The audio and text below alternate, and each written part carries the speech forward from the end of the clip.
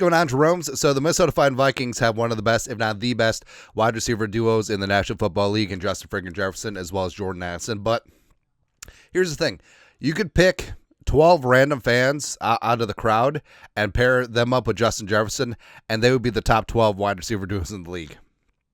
That's how good Justin freaking Jefferson is, right? But we said another pass catcher is a bit of a sneaky need for the Minnesota Vikings. Hockenson, Oliver, their contracts are up in the air. Jefferson is him. Addison heading into year 3. He's going to be eligible for extension after this year. Jalen Speedy Naylor is in the final year of his contract. Rondale Moore may not be fully healthy until training camp. So there could be room for another wide receiver. And we talked about maybe a mid-round guy like Ty Felton from Maryland, Cal Williams from Washington State, Pat Bryant from Illinois. Like maybe that could be in the cards for the Vikings. But what if I told you that there is a certain player that could potentially fall in this draft for various reasons, and the Vikings draft a star receiver that fell in the early 20s, and when has that ever worked out? I don't know. I don't know, man. But a long story longer, Brett Coleman, a guru of the film, absolutely love and adore his work. And lo and behold, in Brett's mock draft, the Vikings end up with Tetairoa McMillan, T-Mac, baby. They say Tracy McGrady, although he kind of is almost as tall.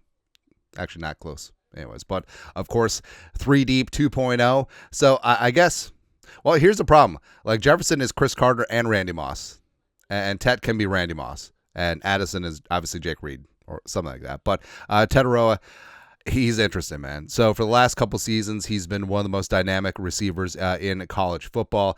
He and his guy, Noah Fafita, go way back, chiroprac, really teamed up in Tucson. Jed Fish. So he recruited great recruits to Arizona, and they're just like, deuces, I'm going to Washington, whatever. But Tetairoa, last year, 84 for 13-19 and 8 touchdowns. Even better numbers in 2023. Consensus All-American this year. Third-team All-American in 2023. Is huge. Yeah, he's 6'4" and change, and also huge catch radius. Great after the catch for his size. And also, I know that people are going to ding him a lot. And one of the reasons why he may fall because of the 4.55 clock speed. On-field speed, though, like he's really good at change of direction, change of speed, and he is a long strider, so it doesn't really look like he's moving, but he is moving out there. Also, with a big-bodied, go up and get it type receiver at 6'4", 219, like you want them to have like a 40-inch vert. He clocked in at 34, and that's going to raise a couple of eyebrows as well. But again, just watching him on the film, contested catch spots after the catch, and just amazing. Huge catch radius, great hands as well. It's really fun. A scouting report from Lance Erline, NFL.com. Draft projection round 1. NFL comp Drake London. Prior to USC, go to the Falcons. He and Penix are going to do really good, man. Overview. Possession receiver with the size and ball skills create big wins deep.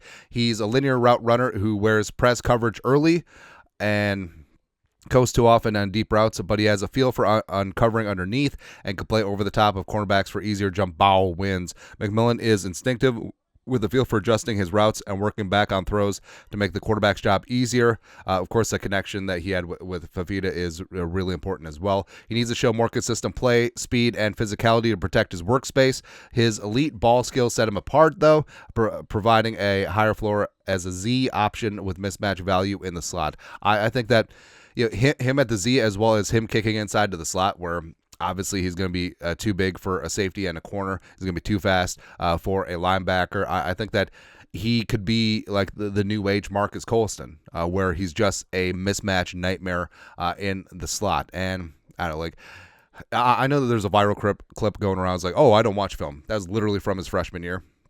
So I don't pay that any mind. He's a hard worker. He's a great teammate, and he just has ball skills for days, man. And I know, blah, blah, blah, there's other needs. I know all this stuff. And, just looking at Brett's mock, I mean, could the Vikings have gone in a different direction with terms of Darius Alexander? Although you look at Mason Graham is off the board, Walter Nolan is off the board, Derek Harmon is off the board. Obviously, he rates these defensive linemen a lot higher than the consensus. Also, Gray Zabel goes at 18. I mean, sure, you could do all of that, or you could go Emin Wari, or you could look to trade down.